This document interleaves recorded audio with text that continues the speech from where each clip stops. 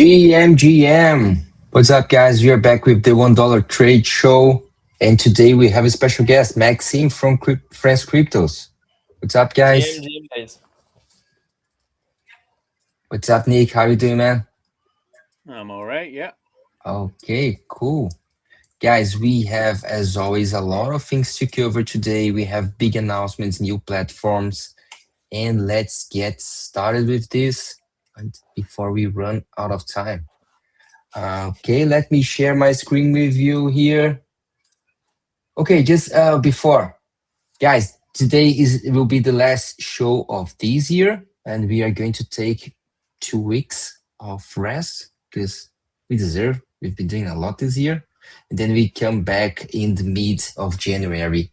We are already talking to a lot of people, so we expect a lot of things, of new things, because we are going to have guests on most of the shows of the upcoming shows. So this is I don't know if you guys are aware of this, but Zoom and Key Rock, they just put out this huge report. It's a 90-page report on prediction markets, covering the top platforms in the space and doing an overview of what are prediction markets. We are not going to cover the full report today. We are talking to Zoom to see if we can have someone from their team talking to us as soon as we come back next year. But I just want to give you guys a shout out to Doom and a heads up. So if you didn't check this report yet, take a look or wait for us. We're going to cover that for you guys. Okay, the big announcement. Let me know if you guys can see if it's all right the way it's looking. The sizing is good. To me. Okay. Yeah, we're good. Cool. So, guys, this was the big announcement that we had this week. Basically, Coinbase partnering with Kalshi to launch prediction markets. So the most trusted name in crypto integrates the world's leading prediction market. Millions more will have access to Kalshi. We have a post from Brian Armstrong as well. And he says, prediction markets have found incredible product market fit over the last year or so and became arguably the best resource of news and information for many topics. And now prediction markets are coming to the Coinbase app. You will be able to trade on the outcomes of real-world events like elections, sports, collectibles, and more. Okay, before I move to John Wang, post what you guys think about it. What's your take, guys? Yeah, I think it's. first, Maxine. Oh, thanks, man. I think it's a bit. I mean, it's crazy, but that's just normal. Meaning that all those big apps like Coinbase and probably many others will come. Their goal is to get they eat on volume and on fees, and so their goal is to get as much volume as possible. And so that's absolutely normal when you see prediction markets having that amount of like product market fit to add them. Where I'm very excited is that it's Kalshi and not Polymarket. And I don't really know why. I don't know if you guys have any take on this, but that's like my point where Kalshi is just going so fast on the Web3 space right now. Yes, it is. Yeah. Well, I think Kalshi needs to catch up. That's why, right? So I think John Wang did a post. It's like 4 months ago they had nothing, so they're playing catch up. I think it's interesting that they are kind of touting Solana and Base at the exact same time. Like they're polyamorous. They don't really care. They're with anybody and everybody.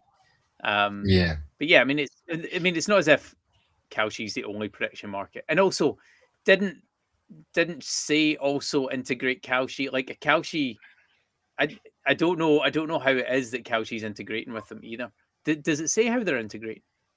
Yeah, it was. There was an Because on integration Solana, with it's not Say. Kalshi Yeah. on Solana, it's through Jupiter Markets, right? Yes. What So how are Kalshi they doing it offers here? on Solana, Kalshi is offering the liquidity, but the blockchain infrastructure comes through Drift and through Jupiter and another partner that they have. Yeah. I'm just wondering if that will be the same thing with Coinbase through Base. So, and this is the post that you mentioned from John Wang. So when I was deciding between which prediction market to join, Kalshi was the non-obvious choice to me as a crypto native. Most people I spoke to dismissed it as the boring regulated one, But after digging in, seeing the pace of shifting and the pace of shipping and the quality of the team and how the founders think, it became clear to me that Kalshi was a dark horse. 4 months ago, Kalshi crypto did not exist. Today, Kalshi is becoming the de facto liquidity layer of the largest crypto platforms like Coinbase and Phantom. So that's the thing. They are the kind of liquidity providers, but the crypto waves come from something else. My take on this. So, guys, shout out to Kaushi, as you both highlighted. I mean, what they are doing with their partnerships and distribution is amazing. Partnership with Phantom, with Solana as a whole, CNN, CNBC, they are covering lots of bases. So great. I mean, great work from their team. My take is just, if I was building on Base, which is a blockchain totally related to Base, I would be really pissed to see Cauchy integrated to Coinbase and not a project that is already building on Base. That's my only take.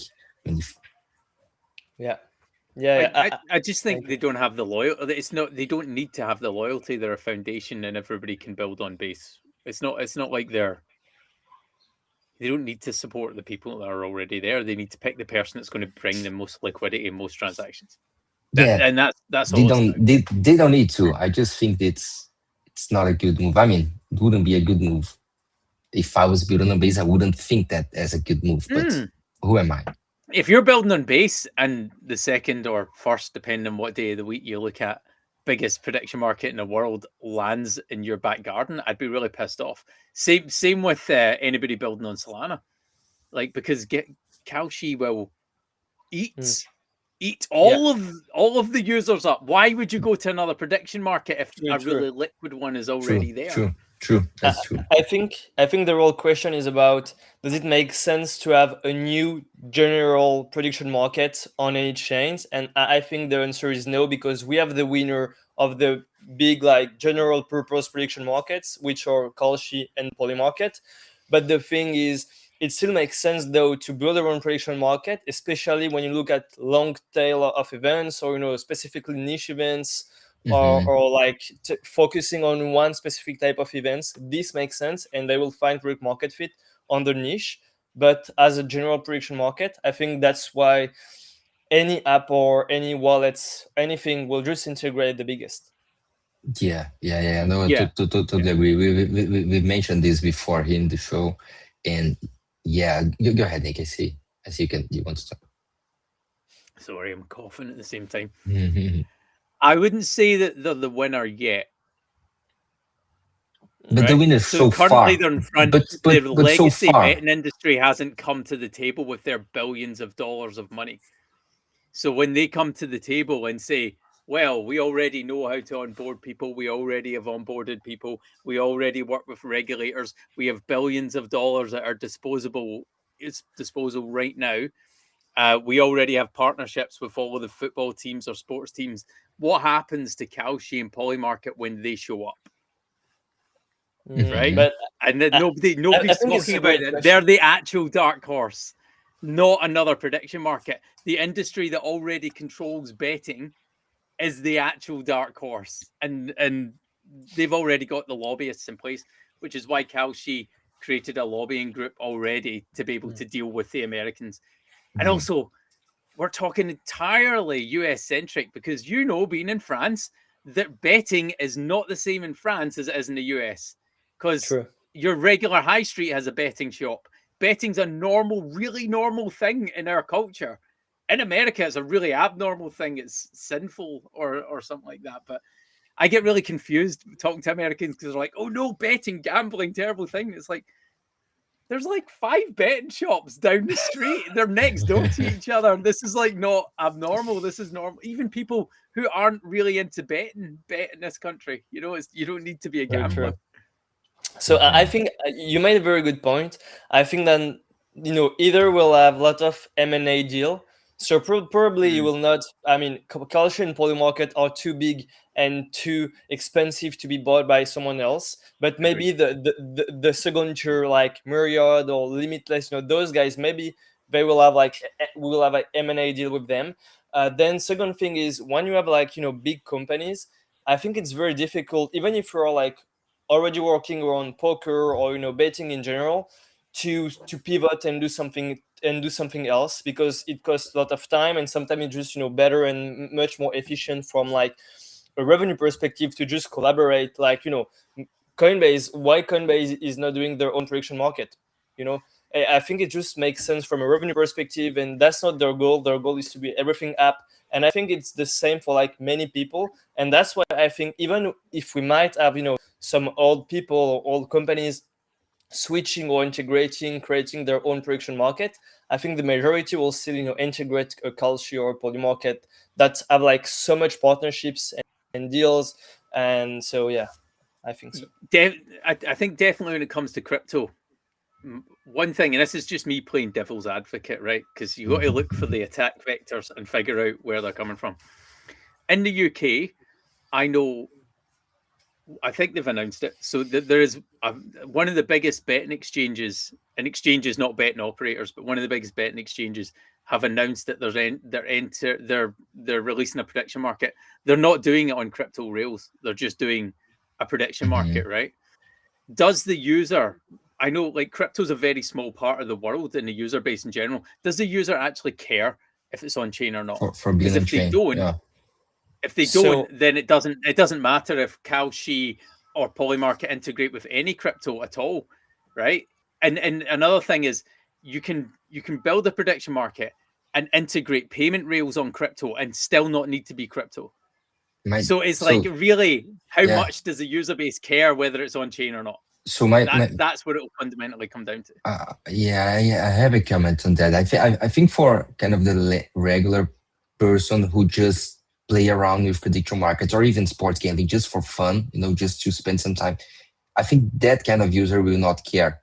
But as soon as we have a greater infrastructure for integrating prediction markets with DeFi, people who care about finance and who care about prediction markets as markets instruments, they will start to care about playing around with the prediction market on chain, because they will have capital efficiency for what they're doing.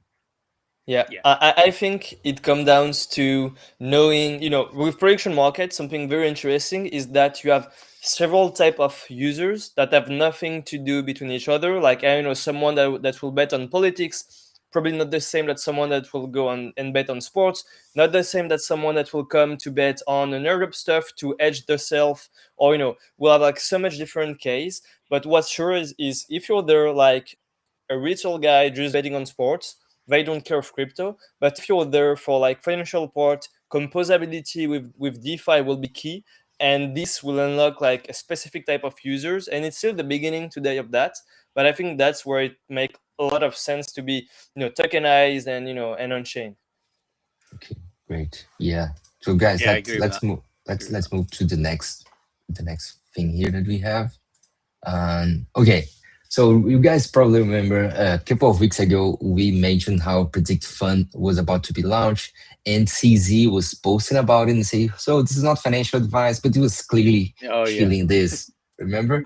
So this is from Data Dashboards. Dude, this was fast. This was from 2 days ago. And so it seems like Predictive Fund has already got over 1.5 million in TVL in less than 25 hours since launch. Still backfilling on Doom, but I threw up a dashboard today. Data on non-TVL carries should be caught up in. So basically, within 24 hours of launch, they made 1.5 million in TVL. This was 2 days ago. So this morning, there was this were the data. It looked like Predict.fund has already crossed 20 million in notional volume. Guys, it's over 10 times in 2 days. So flew up to fourth in TVL across prediction markets. So it's crazy how it's growing. And I mean, it's always surprising. So it seems that we have a new kid on the block, and I'm curious to see how it's going to unfold in the upcoming weeks.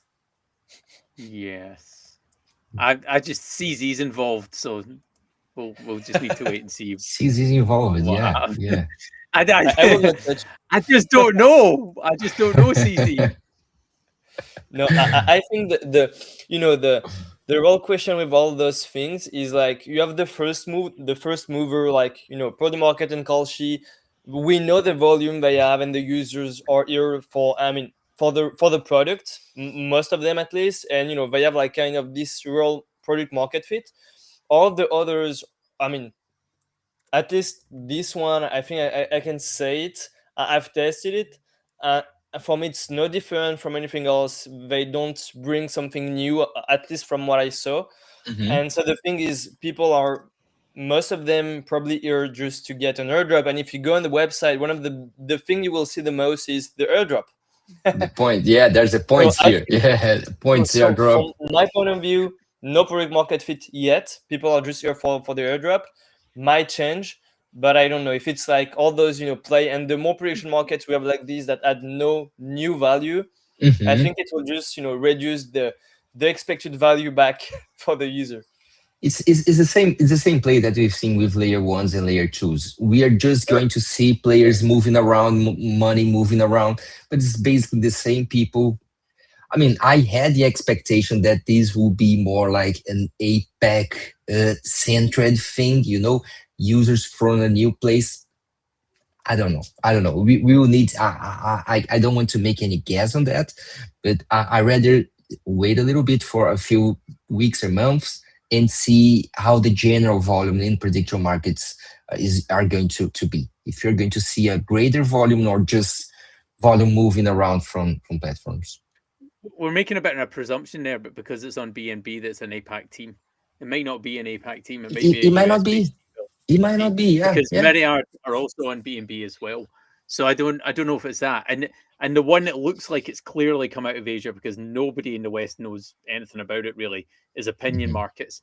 And they also have, and their volumes are like insanely big considering that nobody Hmm. heard of them 4 weeks ago. Yeah. So yeah, I don't know if it's airdrop farming or initial like boosts in liquidity and trading deliberately. So when we were doing research at the beginning of the year around this stuff, it's very easy, as we know, because it's all on chain, it's all wallets, to identify what wallets are giving liquidity and what ones are actually making money. And what we Hmm. found in the beginning, I think we looked at Limitless, like most of the wallets were just providing liquidity and breaking even. And Hmm. you would get a very small wallet that would make like $5,000, right? So Hmm. it's probably a thing with prediction markets in general that if you want to launch one beforehand, you need to make sure you have liquidity in place so people Hmm. can trade. And then it's people trading more or less, or Yeah. your Yeah. team trading to see how it works. Yeah. Yeah. Yeah. Mm. But Okay. yeah, I do So love that their airdrop was the first thing on the page. I mean, And airdrop that's and it's got points. CZ everywhere. written all over it. CZ was like, just put airdrop on the page. Yeah. It'll be fine. Guys, Airdrop and easy face. exactly. There's no way it's going to. There's no way to fail. If you have CZ points and airdrops, you have the triads of making something work. That's That's it. it. What else do you need? Okay, now this is kind of controversial, but John Wang mentioned prediction markets are the meme coins of 2023. And dude, this is put here totally out of context because there's just a sentence. I don't know where or when or how he said that, but I just assumed that he was talking about attention or kind of a cycle. Okay, we saw the meme coins hype back in 2023. Everybody was talking about it, and now it's the time of prediction markets. But then I have two different people here. So we have Greek Gambler. We've been covering his comments here. He has some good content, and he was just so what he's saying.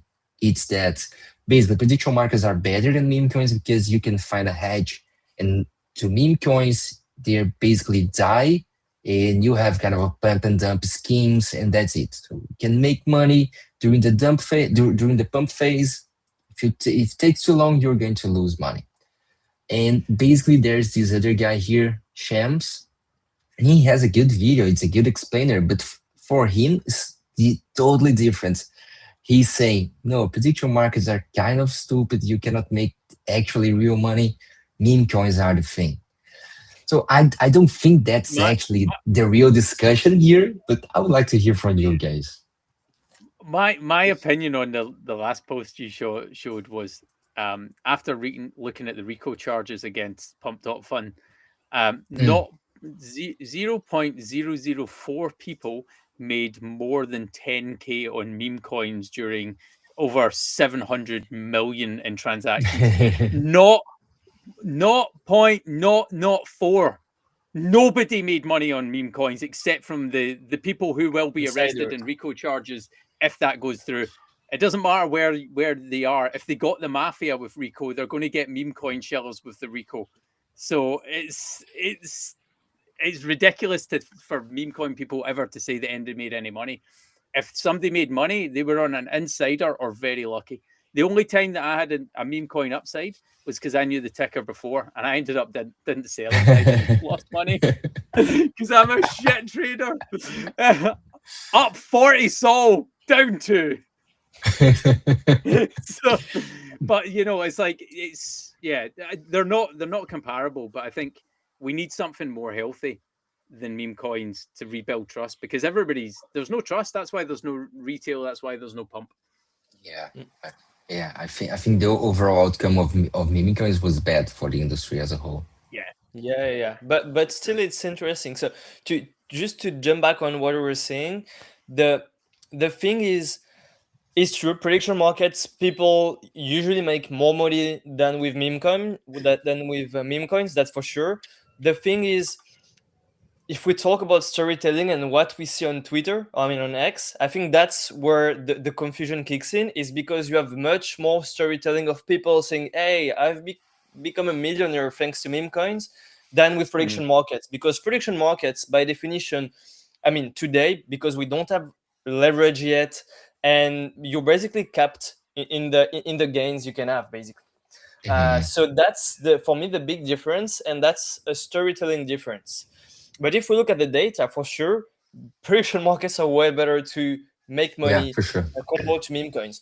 But the thing though is, if we look at the biggest trader on Polymarket, and I have checked just earlier, the guy made only 22 million, which is pretty low compared to what some of the people made on the meme coin side. So that's why also I think people think that. And now if we go, a bit deeper on that, the real question is, which we're mentioning meme coins, but what are meme coins? And so we might all have a different, definition of that. But for me, that is a way to tokenize attention and culture. So I think meme coins, in a sense, will not die. It's still interesting because it could be a way to give information. Let's say, with prediction market, if we look at the volume on a prediction market, that could indicate us, oh, will you have attention on this specific market, on this news, for example. But you can also do the same with meme coins, meaning that every time we have an event going on, if you look at PumpFund, you might be one of the first to see what's happening, because the money goes faster than the information. And so I think meme coin has still a place, but still very, very different. And prediction market are way healthier for the industry than meme coins. That's my take on this. So two comments on this. So in the beginning, you mentioned how we see these stories about people becoming millionaires and with meme coins, but I think it has to do with the human nature. These kinds of hope and expectations of becoming a millionaire. So this is why we play lottery. Why the fuck people spend money playing lottery? I mean, we don't want to know about people who play the lottery the whole life and they never won nothing, or if they won pennies or this kind of stuff. We don't care for that. We care for that only case, one in a million people that became a millionaire. And we want to believe that we are going to do the same. So when we see the guy who put $100 in Doge 2021 and he became a millionaire, we like that story because we think that we can replicate that. So it gives us hope. I think hopium, that's it. I think so. Yeah. That's the main thing that the whole crypto industry, but especially meme coins, are able to provide to people, is that hope, and we need that. And every L2 outside of Bitcoin provides hopium. That's true. That's basically true. it. Like everything except from Bitcoin is hopium. Yeah, people think, okay, I'm late for Bitcoin, but I can be early to something else. Well, that's Yeah. it. They put loads of people because it's they get the unit value shit messed up in their head. It's just like they all want to have bought Bitcoin at $5, Yeah. Yeah. you know, That's but it. they Yeah. didn't, and now they're looking for the next thing to make them rich. Now, just talking about the millionaires made in meme coins. Let's say that's 1% of the 0.004, right? So that's 0.0004 were made into millionaires, which if you extrapolate that across the global population is probably one person, right? One person globally in the global population became a millionaire, and everybody else, the hundreds of millions that were stuck into afterwards, were rugged. And we I'm probably saw a post from that person. We probably so saw. so that the narrative, Maxime, that you've got about memes being sort of cultural, is it cultural alpha? Would that be is that a good way to state it? Or because I've heard people say this, right? And frankly, my brain just goes bullshit, right? But Uh, it keeps I'm not saying it's bullshit. My brain says bullshit, right? But I've got another part of my brain going, maybe I just don't understand. So I just don't. I need to. There needs to be, for me, other signals to say that memes or meme coins, because essentially what you're saying, that they might have some form of social utility.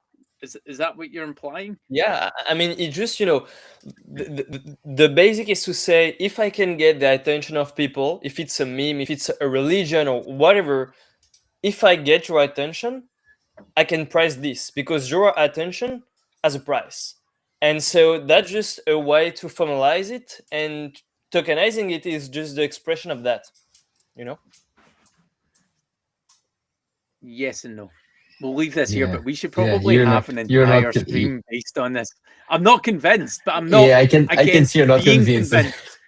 I'm not, but like I want somebody to convince me, because there's things that I don't understand that have worked, right? And I just I don't get it. So I'm like, I don't see how It reminds it me. isn't like extractive in the end. Like fundamentally, somebody buys it the low price and somebody sells it the high price, and then the attention disappears because somebody got rich and dumped on everybody. But Nick, I'm keeping half my brain open minded to this because I think I just don't understand. your face reminds me the old X-Files TV show. I want to believe. I want to believe I can exactly, see. just like I can Mulder. see that. I can see And that. Mulder and Scully all in one person.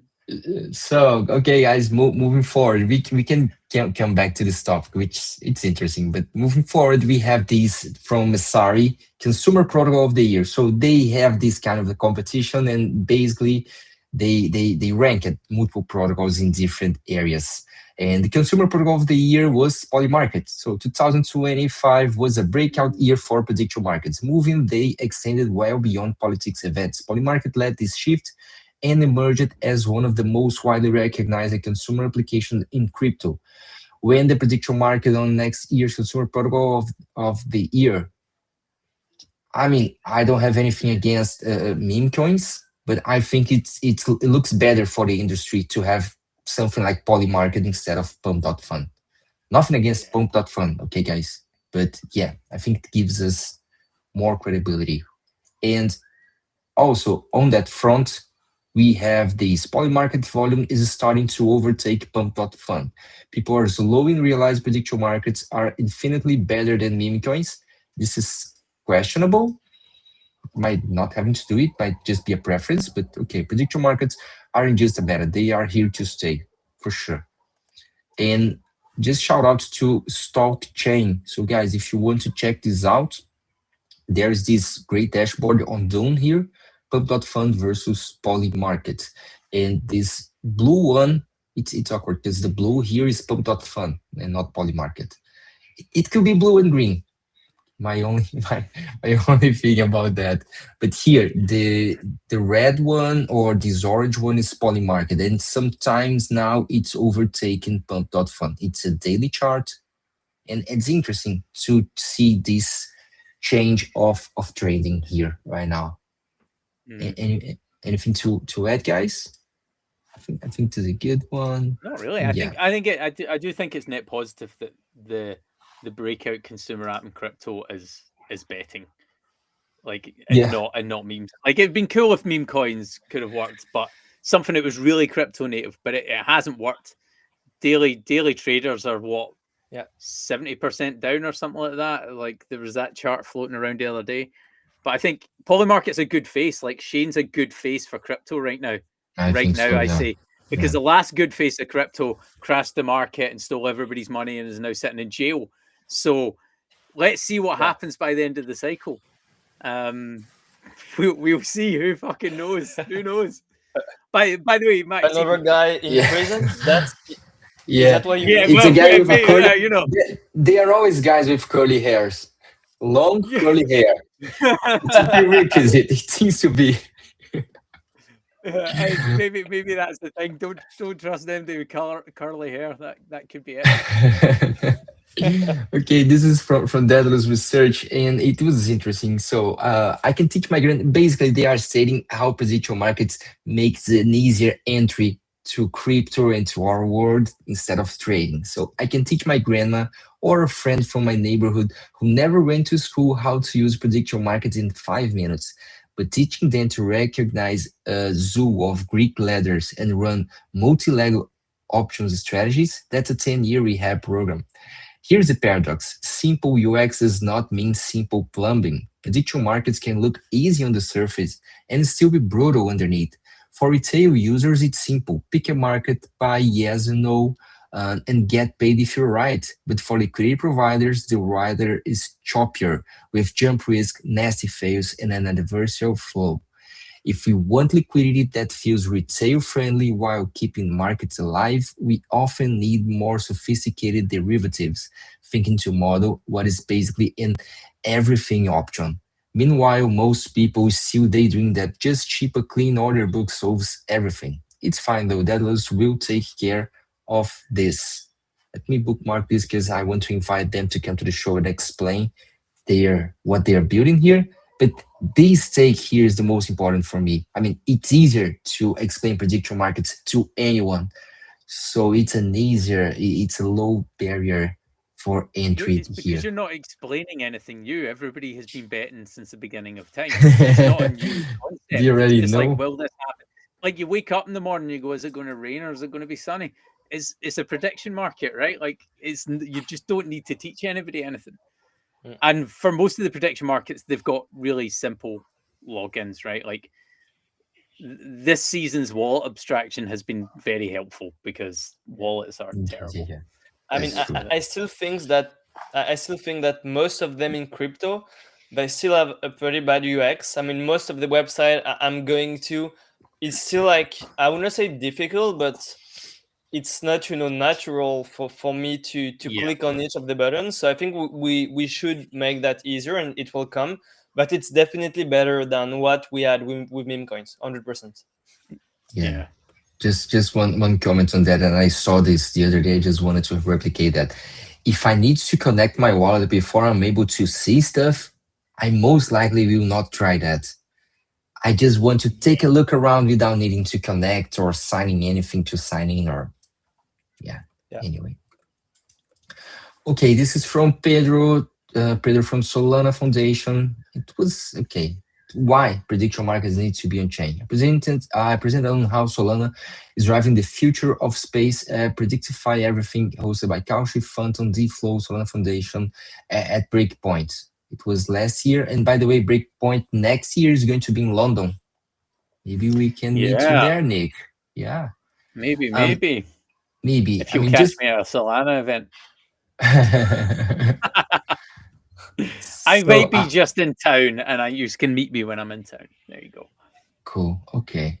So I just wanted to highlight the discussion on why prediction markets need to be on chain, but in the end, while I was reading this, I mean, it doesn't justify why prediction markets need to Yeah. be on chain. Probably he No. did that on his talk here, but guys, I mean, it's clear to me prediction market needs to be on chain. First, transparency. Second, composability. As soon as we have that on chain, we will be able to move our positions to do anything anywhere in the near future. Any Yeah. other reason you guys think that prediction markets needs to be Uh, on chain? I think you cover it. It's just like more capital efficiency compared to Web2. That's it. I think that's the way. Okay, and finally, one another big announcement from Kalshi as well. They are calling this combos. So the wait is over. Combos are officially live for everyone on Kalshi. Last week alone, they did over 100 million in volume, and it's compounding. Our app grew 50% in November, and we hit another volume record yesterday at around $340 million. In traditional financial markets, traders bundle multi-leg options instead of buying separately to get better prices. Combos offer the same price improvement. Like with the other markets, there is no house. When you submit a combo, traders competing in the open markets should take the other side. We keep marching.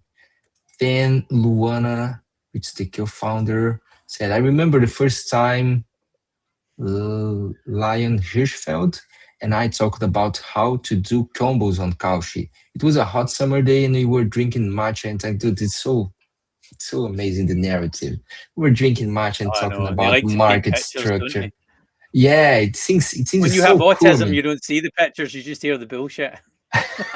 That's I think that's my You're case. just like, yeah, paint me a picture. Yeah, okay. So what you were spending company money buying matches in a fancy hotel somewhere downtown in New York.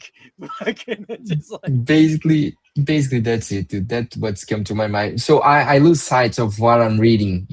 But basically we were talking about parlays that they are calling combos. I don't know how it's called if you call this differently in France. I know it's not like that accumulators. in the UK. Accumulators. Basically that's it, guys. So you put up together a lot of predictions and you make that as a whole.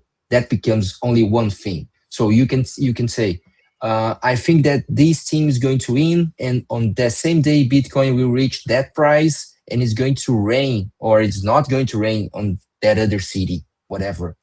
And that's it. That's accumulator, a combo, or a parlay, and this is what Kalshi is creating right now. And And when in we were doing Groovy, we also called them combined markets combined because market, they're not actually like accumulators and parlays by the way they pay out and by the way they're made. So you couldn't call them that because they're not exactly that. But yeah, combined markets are cool. combined They're market, interesting. They're Do you totally know? degenerate as fuck. they are. uh, do you know, guys, if it's also available on the? I mean, is it also tokenized? I mean, for example, on Jupiter, can I do those, or it's only on Kalshi app for now? I I suspect it's I probably don't know. Kalshi app because it literally just came out. But Mm. yeah, it'd be interesting to check. I heard that they're looking to allow people to make their own as well. Yeah, Which we are going to cover this protocol from Daniel Sesta here. We're going to talk about it as well. More people are building that. But not everybody is happy with these accumulators for sure. You who's have not Dustin Gauker happy? here. No, no way, Dustin's not happy. But it's a Mr. good call. Gurker is So pissed. it was a good call. My favorite part of they are not parlays, they are combos, is that the graph generator they are all using for engagement still says parlay. Yeah, this is he mentions that. This was Because really you good. This can't was a change the really good language. take. Yeah, Yeah, it is what it is. It is what it is. I mean, you can call it anything, but I mean, it doesn't change the nature of what you're doing. yeah, Yeah, that's it, exactly. yeah. So let's see what we have next. Okay, also from Kaito. That's the thing. So as we said in the beginning of this show, Kalshi is running really fast to pick up. I mean, they are covering all the bases. And now they also announced that trade mind share markets. So predict which exchange will have the highest mind share each week and more mind share or yapper markets coming soon, which it's great both for yappers. It gives them even more visibility and it's great for speculators. I mean, you have more things to make predictions on.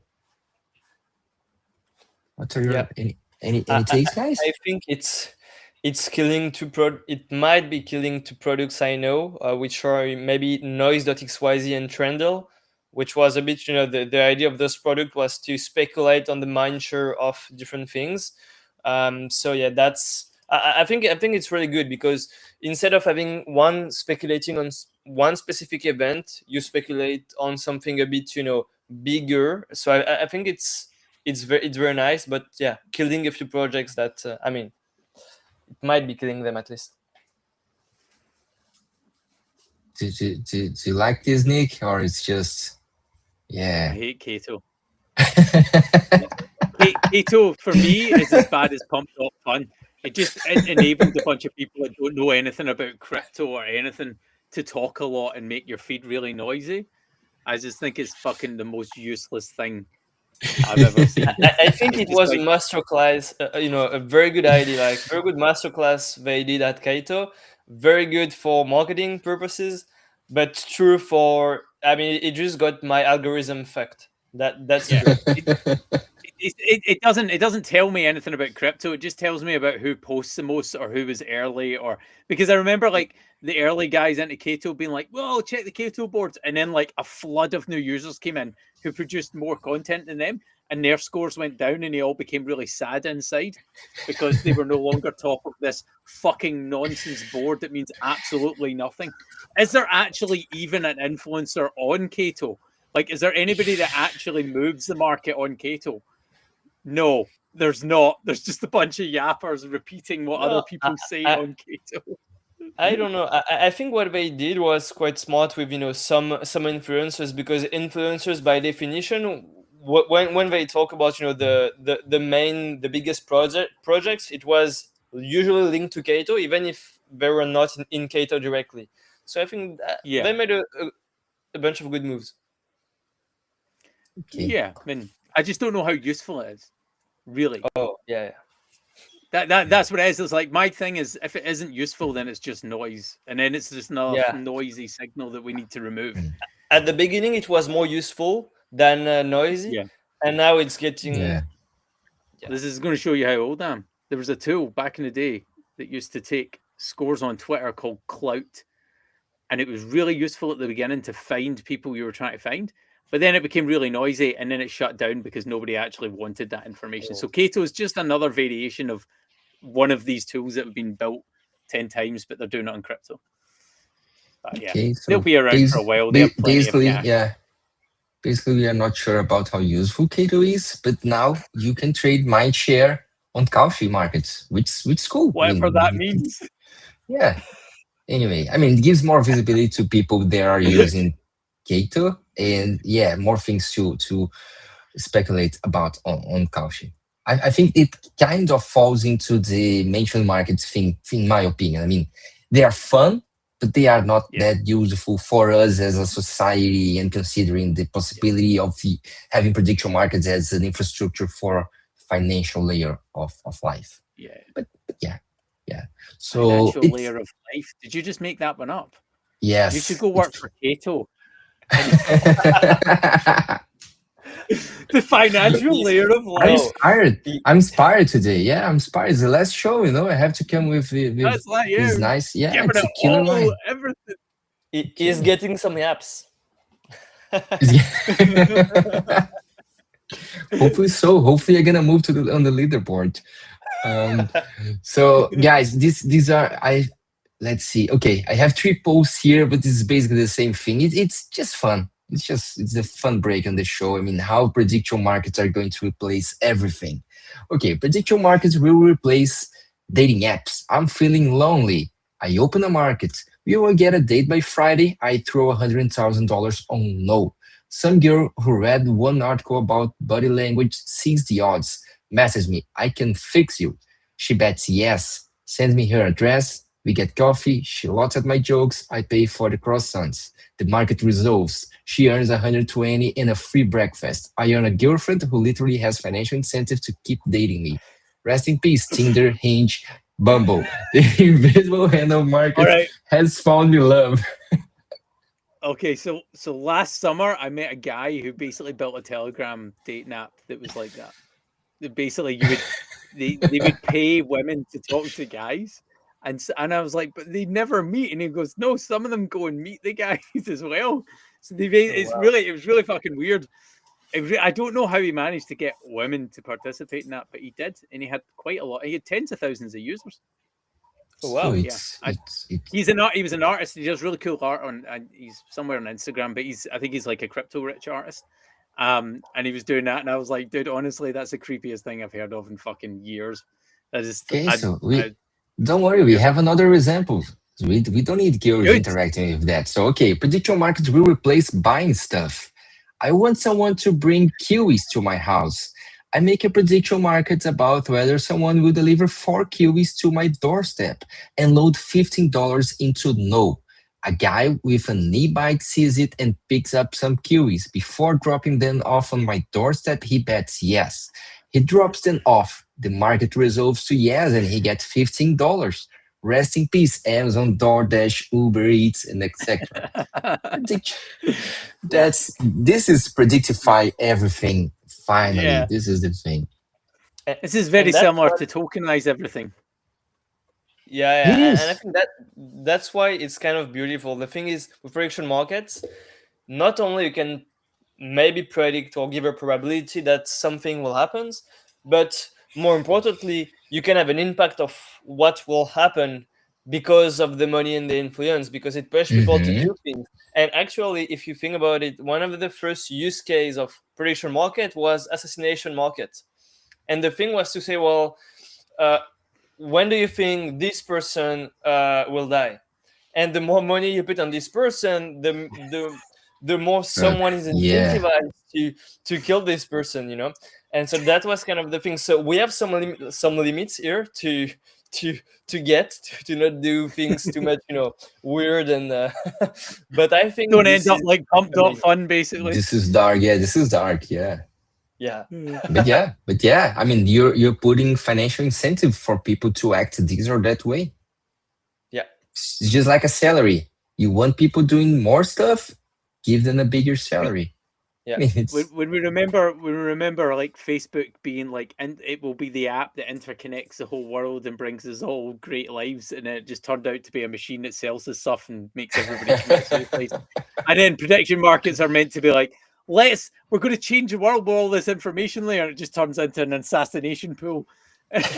Just like, this fuck. didn't really work for us, guys. We need to stop building technology right now. Okay.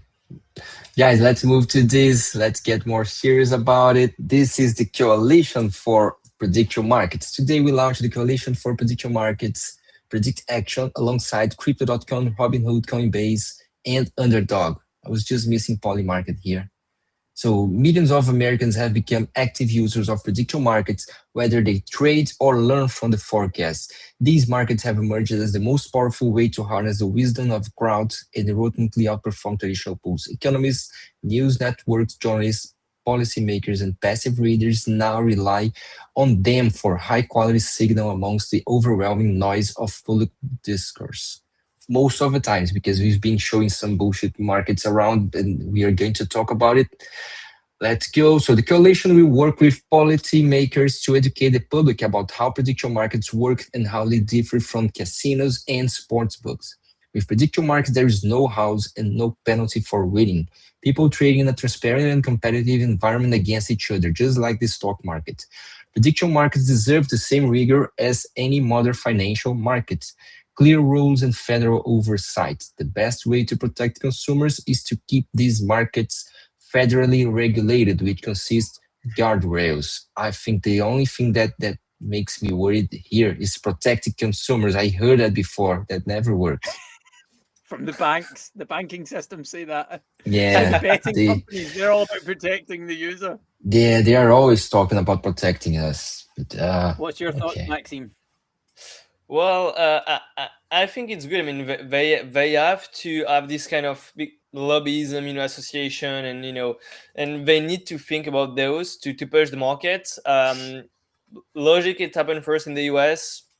Hope it will happen also in Europe. But yeah, I mean, it's a must. And even if that's the public part of things, where they say indeed it's to protect the users, but probably where it's more interesting is what they will do behind that, to work with specific companies to see on the legal side what will move, etc., etc. Yeah. So the way I'm reading it is we're about to have insane levels of pushback from the Native American reservations around this as a betting thing, and we better get together and fight them with a lot of money, or we're going to lose. That's what I see when I read that, because that's essentially it. Like, there's one guy who, I can't remember his handle, but he posts a highly aggressive shit about prediction markets, and he runs a Native American gambling reserve, right? So, like, they obviously have hundreds of millions of dollars to throw at this.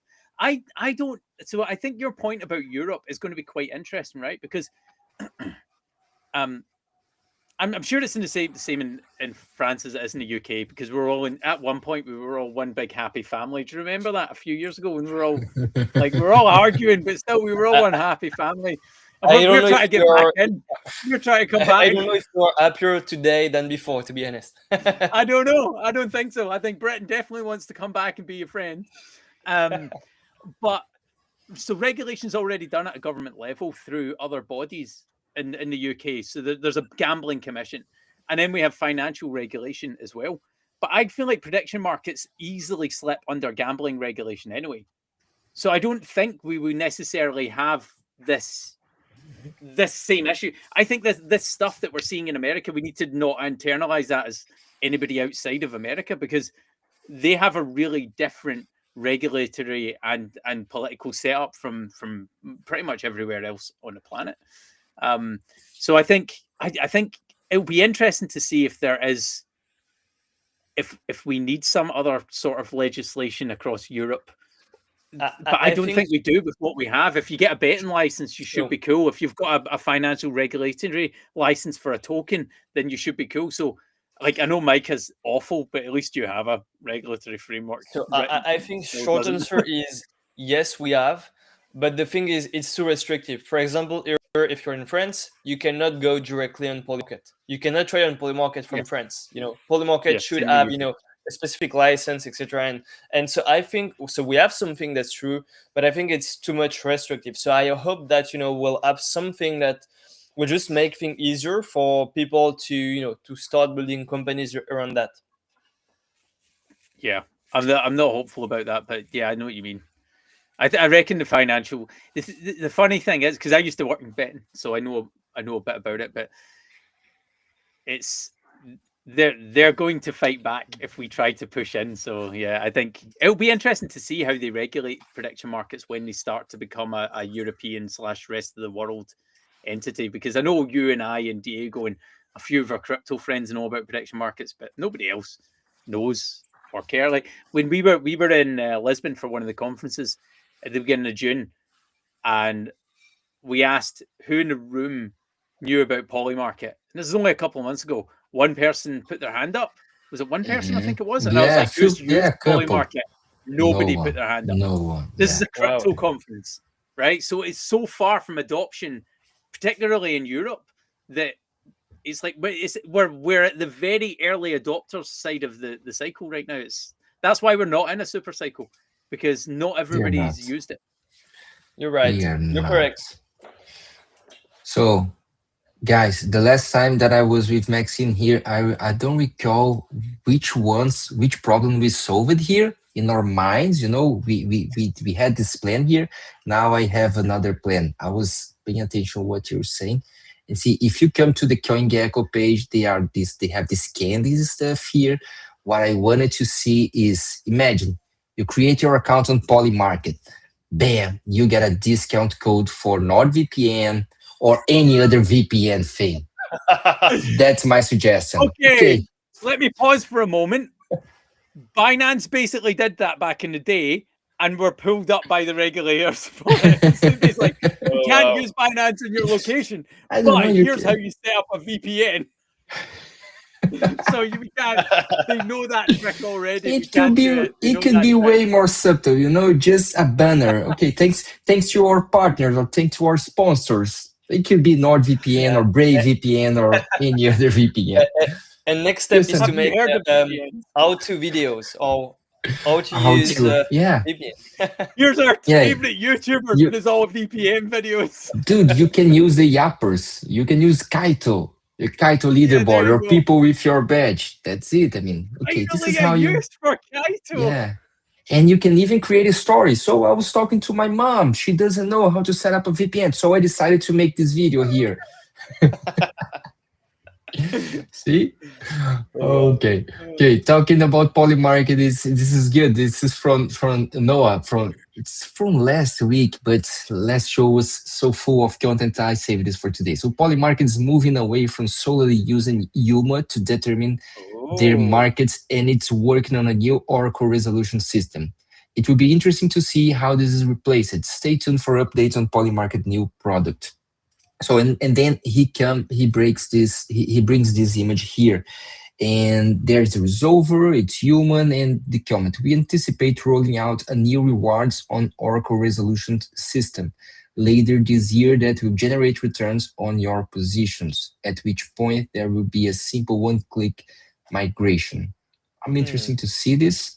It's cool. I don't want to get to put the horses. How's the The horse expression to before put the the cart. wagon? Yes, Yeah, I don't the want horse to. before the cart. Yes, I don't want to do that, but just an insight that I saw on the Dune report that I mentioned at the beginning of the show. It seems that only 2% of the markets on Polymarket have problems with resolution. The thing is, when they have these problems, it's usually a huge problem. Huge But market, but it's usually a huge market, right? they usually are. I mean, people don't care Like, for problems with resolution with small markets. They care for the big ones. yeah.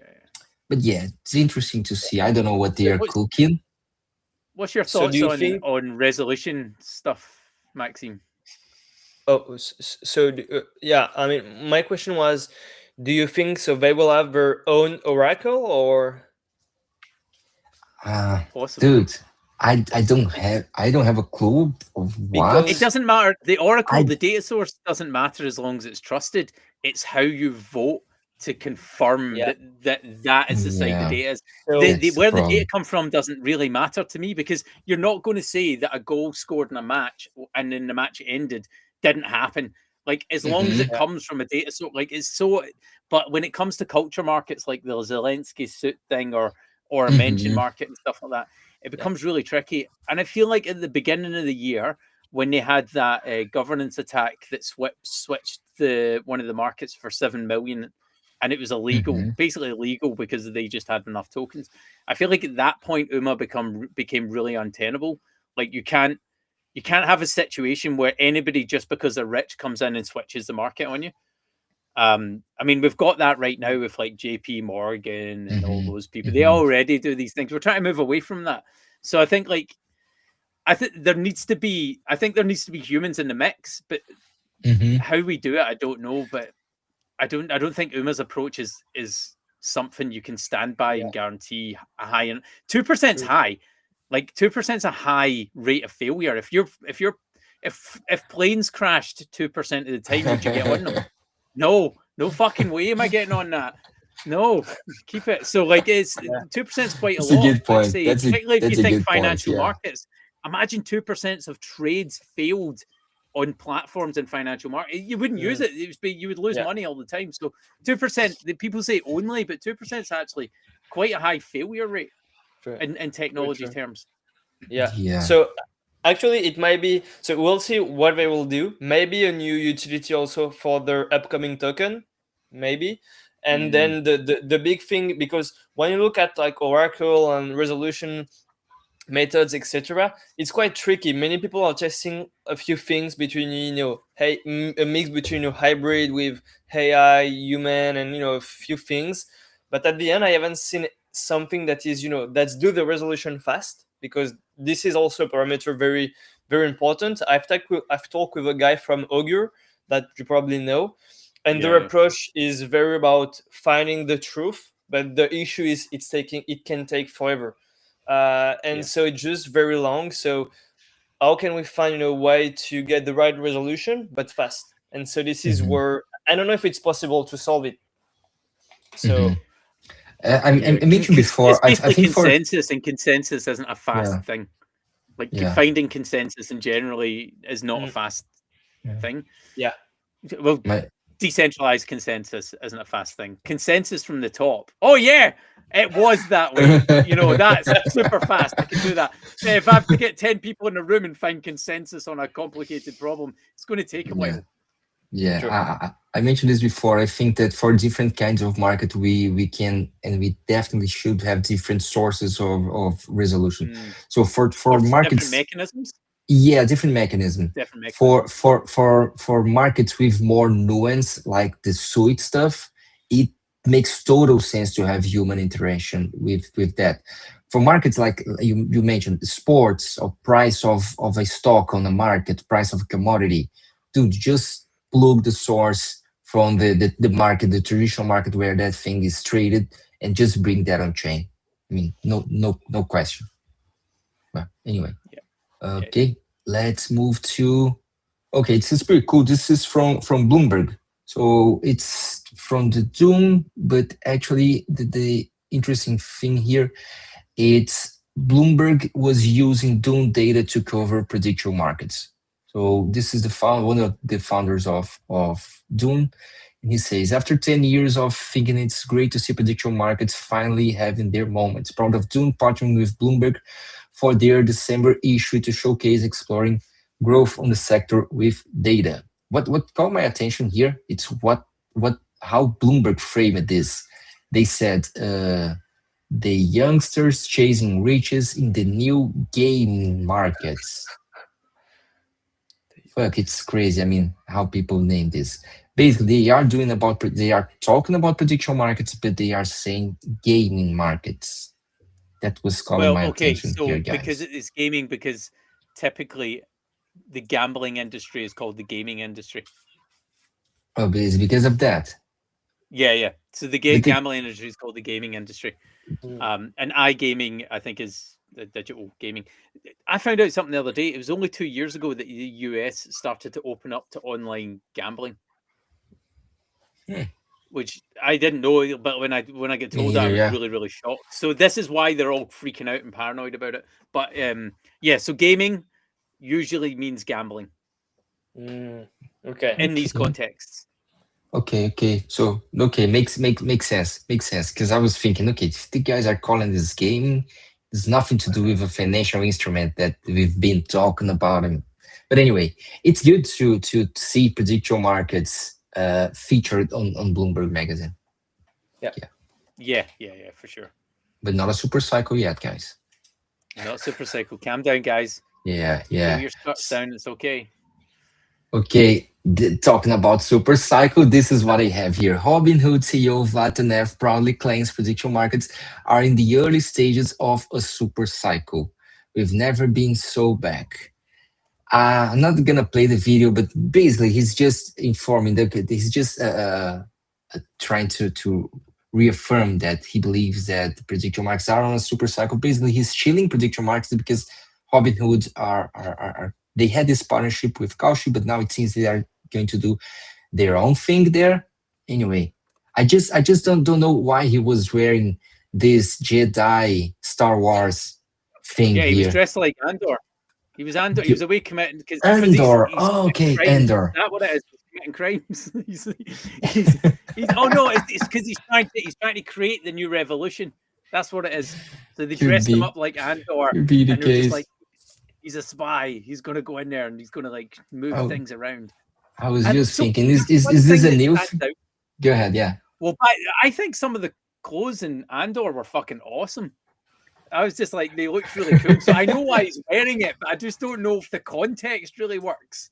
I think for the Andor clothes to look cool, you need to have the Andor set behind you and like have laser blasters and shit like that. Because I have thought maybe I should buy one of those jackets, but then I was like, no.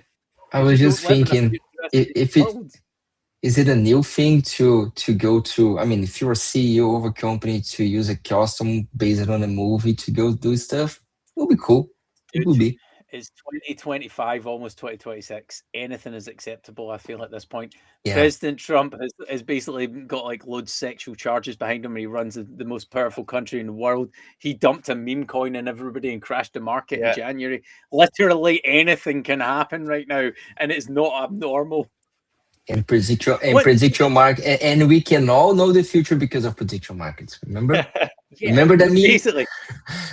So, so one thing and this is me putting this out here, right? And like, I would like some other opinions, right? So, didn't they just build an L2 for trading stocks 24/7, and now they don't talk about it and they're doing prediction markets? Kind of. Like, Kind what of. happened to the L2? What is going on there? Like, because you can't release two products that big in 1 year and support them. So, what's going on with the L2? What, like, did it just seem like, was it a non-starter? Did they build it, launch it, got loads of pushback? They And then, got because he some did pushback. basically this They 6 get months some ago. pushback from the guys behind ChatGPT. Remember? They said no, we Yeah. never allow you to trade our stock on that stuff. But I don't know. But Coinbase just launched it yesterday. I mean, just announced it yesterday that you will be able to do the same to trade stocks within Coinbase. It's So just more of the pivot from like this L2 that where you were going to be trading stocks all the time to this, and then no other noise after the OpenAI pushback. So I just yeah, wonder if I it's don't know. like you can't Yeah. actually do it. You can't actually do that until somebody like maybe the New York Stock Exchange allows you to start tokenizing their assets. I don't know, because I mean Coinbase is doing it. So, but it's on like it's the thing is we need to differentiate like listed stocks and private equity. I mean, tokenized private equity, which I think are two different things here. But Mm. tokenizing stocks, or getting something similar, to trade stocks within those apps, and to do all those things. The goal for all those apps again is to eat on volume, so they will become super app. Coinbase is calling themselves the everything app, and I think it's Mm. clear competition with Robinhood and all those guys. So they will list as much asset as possible to just get the most biggest amount of volume. yeah, Mm-hmm. yeah. It's the Yeah, new but bank. People are already saying the Coinbase is embracing these new bank narratives. Yeah. They want It, to be a it, it kind of was a always from day one set up to do that. By the way, that's why in the UK their regulation mirrors a banking regulation. So if you get Mhm. hacked, they have to pay you 85K because that's the same as banks. So Coinbase has always been set up to be a bank, and now they're just being a sort of neo bank slash crypto bank thing. Mhm. So Mhm. this was always their game plan, Mm. as far as I'm aware. And from the same video from the Robinhood CEO, we've get he was mentioned how prediction markets can be used as an alternative, a cheaper alternative for insurance. And this from CEO Watch List. Robinhood CEO Vlad says some users are beginning to view prediction markets as a lower cost alternative to traditional insurance for risks like fires, floods, and hurricanes, arguing markets can sometimes price risk more efficiently than legacy models. So we read a few weeks ago an article about that from Aaron from Yeah, it was Aaron. Kalshinomics. Yeah, it was a really good article. And then we have this post from Dustin Gauker on top of this. Prediction markets will replace insurance. I want to insure my house. I make a prediction market about whether someone will destroy it this year and load $20,000 into yes. So, okay, someone will destroy it. And I put $20,000 in line. Firefighters and police see this, camp out in front of my house and hammer, no, rest in peace, insurance companies. It's the same joke that we had before, but yeah. But I mean, some people are already discussing this. I think it's going to be harder for retail to get this trend, but for bigger companies, institutional traders, this could be a thing. Yeah, yeah. I think this And this this narrative, if it pans out, will become it might cause a bit of a catastrophe. And then you'll see regulators coming in and being like, "You can't fucking do that. I can't believe you were doing that. Why would you do that? Because we got rich doing it." And you're all right. Well, now we're going to slap your hands, give you a 1% fine on anything you made, so you're still incentivized to do things, to and stuff, yeah. and then just move on with it. But yeah, I see, like, I like this stuff, right? And we're joking about all these scenarios, but that could actually happen. Like, we're It like you were will. saying, it's like the hitman thing. Like, that could people could start burning down other people's houses just because they bet on it. Yeah. Hmm. It's like it's not that hard to set a Especially, house on fire. okay, you gave me the best hook to move to this. because especially now that Daniel Sesta, you guys probably remember him from Olympus DAO a few years ago. He stated this. He spent 6 months building what Polymarket should have been. Basically, what he's stating here, he's talking about what we built at Groovy. He's building a decentralized prediction market. So what he states in this video is it's a kind of prediction market that anyone can spin up their own markets. And something that he innovates here, it's about the resolution. So the resolution will be AI and AI Oracle based. I want to, check out his profile. He's been tweeting about it. And before I move to the next one, want to hear from you guys because it's exactly this. So if you create a market about a hitman, if you create a market about your house being burned, how you can avoid these kind of markets if it's decentralized, and how can AI solve this market? Go No ahead, Nick. idea. No idea. I don't think AI in its current state can do it. We actually met somebody a while ago that built one at a hackathon, built an AI Oracle at a hackathon. And he was like, it didn't work. Right. So I think the level of tuning you would need to do to get that right. You're always going to have humans in the middle until we have AGI. I think that you're always going to have, for safety, you should always have a human layer sitting somewhere. But somebody needs to try build it, right? Somebody needs to try something Sure. new and different, and might as well be a very fucking clever person, and do Yeah. it and see if it works. But right now, I just don't think it's not AI we have. This is because it's not intelligent. It regurgitates what it has been pumped into with a massive database without going to the database and using weights to predict the next word. So we're not. It's not necessarily intelligent, and everybody needs to get their head out their arse when it comes to Yeah, that. true. That's Yeah. I it's think we don't. artificial, but it's not intelligent. Yeah, I agree. I think we don't have the answer yet. However, I think that the first step might be, hybrid model between, AI to get, yeah, a bunch of information, but then human verification at Yeah, the end, or something like this. It's still one. I think that's one of the biggest. I mean, if you look at prediction market today, two main issues: liquidity and resolution. And so to go full, I'm really eager to see, what will happen with permissionless prediction markets, because that's kind of the something I'm really excited, but I haven't seen, something that works at scale yet on this. But yeah, I mean, I think XO market, they're doing something with yeah. like Hmm. permissionless stuff. We've discussed a bit with them. We will try a few things, a few protocol on that, but still very early on this, I think, and I don't have I the mean, answer. and just a It's moment here. It's interesting because in this video, he states he's not worried about liquidity. He's saying people are talking about liquidity being a problem. I'm not worried about it. I'm worried about Oh, resolution. And he thinks that the best innovation is, I mean, he states that the differential here is being able to anyone spin up a market, and the differential would be AI. And as Nick mentioned, I mean, we need some innovators to build this kind of, at least to try and build this kind of stuff. And guys, we cannot deny that he's known to be the guy that created DeFi 2.0 a few years ago. I yeah, mean, we but never that didn't really saw the work net. out very well. It didn't work out. That Yeah, was not that's not something to be like touting. That's great not that you could build it, but it was absolute that's the thing. nonsense I that he mean, built. It was just fucking he has the Olympics of balls to nonsense. try new stuff. That's my point. I mean, he has the balls to Yeah. try new stuff. Is it going to work? I'm not sure. I'm just curious to see how And it's going to it's be. is he a dev? He's a dev, right? I'm not sure. I'm not Because sure. it's But a very devy thing to say, I don't care about liquidity, I care about resolution. Because liquidity has nothing to do with code. Resolution has everything to do with code.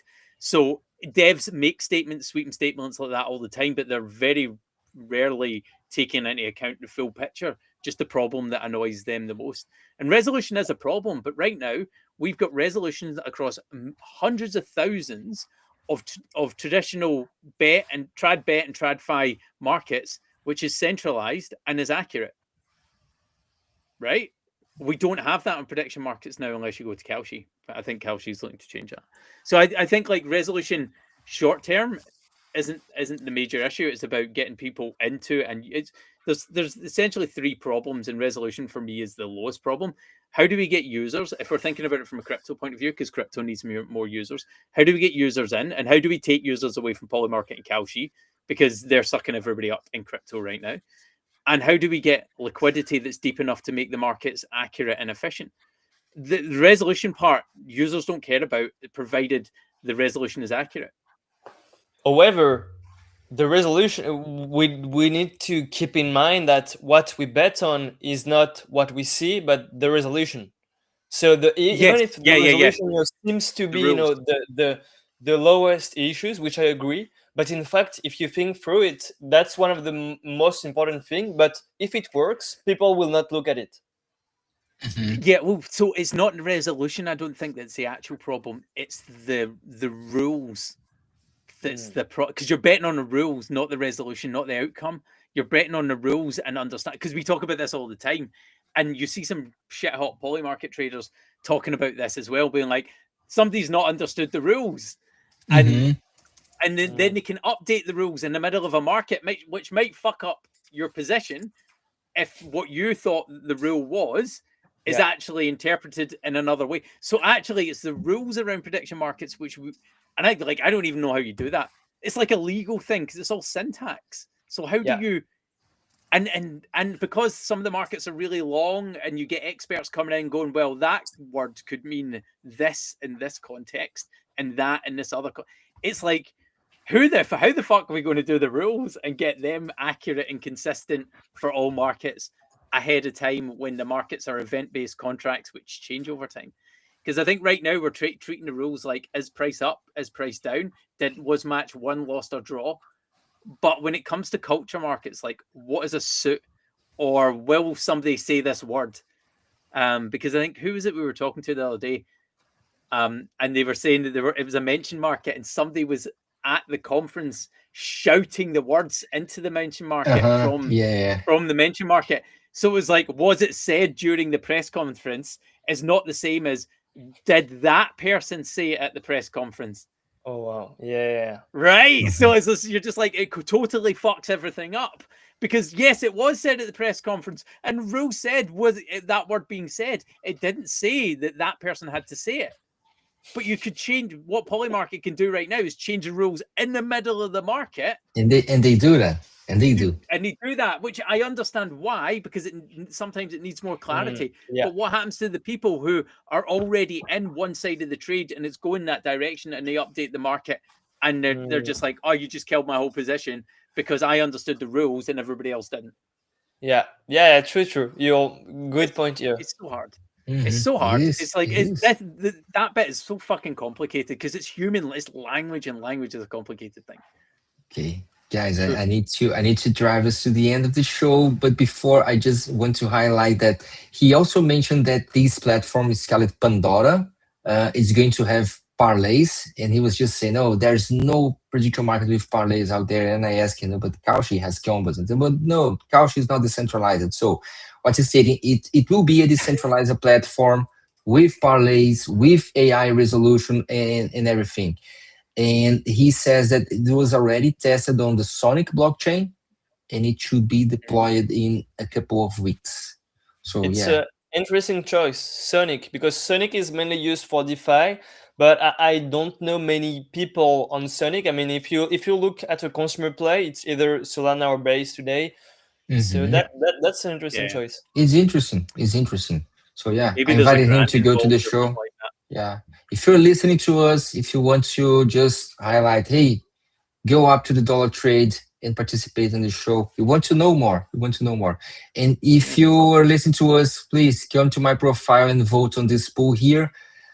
John Wang is going to be in the show next year. It seems he will not. I don't know. Oh, that's John. I I don't think know. John did that. I Yeah. think John clicked that. No, We only had 5 5 votes. votes. It's Come on, easy to move. Maxime, get in there. Vote yes. Right. Yeah. I Yes, will vote please. right Tell your now. community to vote yes, so we can get Johnny Yes. on.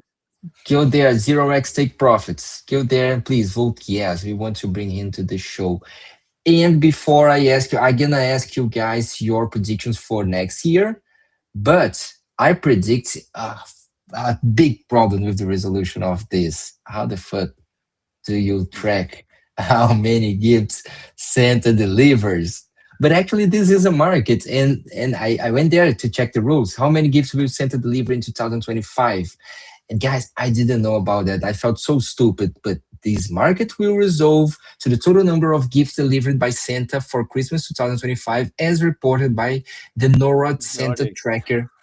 Fuck, guys, guys, it. You've never seen the Let NORAD tracker?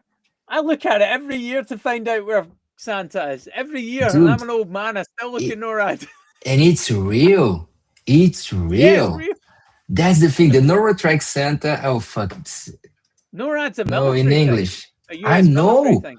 How the Yeah. fuck do these guys spend government money to do that? I don't know. There Wow. must be a reason. I might be a It's stupid it's it's person. military marketing. That's basically it. Oh, those guys, the military guys, they do the Christmas thing. It's like, yeah, they also blow That's up. it.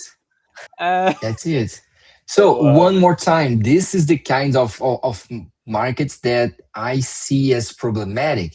Because someone with influence in here in this, I mean, it could be a marketing stuff for military, but someone's will tell, okay, this is the amount of gifts that Santa Yeah. delivered, and that Insiders. person or that group of person has control over the markets, and they might not trade, but their families can, their friends Yeah. can. Yeah.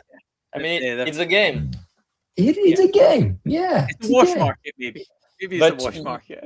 you know, the good thing is if we come to a world where we'll have permissionless prediction markets, everyone will be able to create markets where they are insiders. So That's true. True, true. That's true. Okay, you got a great point. we just need to know the rules. Then if you know the rules and you know there is, just like in crypto, you have insiders, you have like institutional money, you have like a bunch of things. Just if you know them, if you're okay with that, well, then play or not. That's Yeah. it. It's always up to you. Okay, guys. So before we wrap up this show for today, Maxime, let me start with you. What are your predictions for prediction markets? And I mean, can be about crypto as well for 2026. Yeah, that's very difficult positions. I would say that I think sports market. I think we'll have. I mean, this is kind of done for me. I mean, we have like the biggest player around those, etc. So I think what we will see is niche market. That's like really what I'm looking for, and I'm also saying this because we're building around that. So that's why I have those. I mean, this in mind. I think that's the biggest for me. Every big app like Coinbase will try to be a super app. So they will try, and we've seen this, based, for example, the protocol on Hyperliquid. Those guys try to do the same. Everyone, so all those apps, Jupiter is doing the same. Jupiter is trying to do everything that they can. So I think super app will very go banana I mean in 2026, and yeah, niche events for prediction markets, and I will just do those two because predicting is very difficult. Yeah, and two is more than enough. How about you, Nate? Want to share your Give me predictions? one moment before my battery dies. Hopefully that works. Yeah. Okay. I'm at 4% and I left my charger somewhere else. I think what we're going to see is a hell of a lot of competition coming out of the traditional betting industry to try deal with poly market. There's going to be in the US. There's going to be loads of regulatory pushback. We may or may not see a decision. I don't know if we'll see a decision on whether it is a financial whether betting in general, betting and gambling becomes some sort of well, let's say casinos become one thing and sports betting and events contracts become a federally regulated thing in the US. And I think there's just going to be, I think there will be more from a technical point of view. I think there will be more blockchain enabled prediction markets coming out. And people will try solve stuff like resolution. There's going to be a lot more user generated prediction markets because really prediction markets suck because they're not user generated. But also when you have user generated anything, you end up with a lot of volatile stuff. So like you could see it in Reddit, Instagram, Twitter. It's all user generated and a lot of it is shit.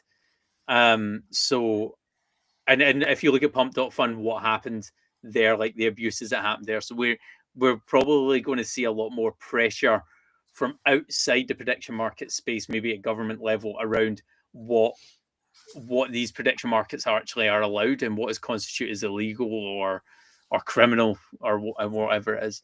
But yeah, I think that might not be resolved, but I think we'll start to see that really form in 2026.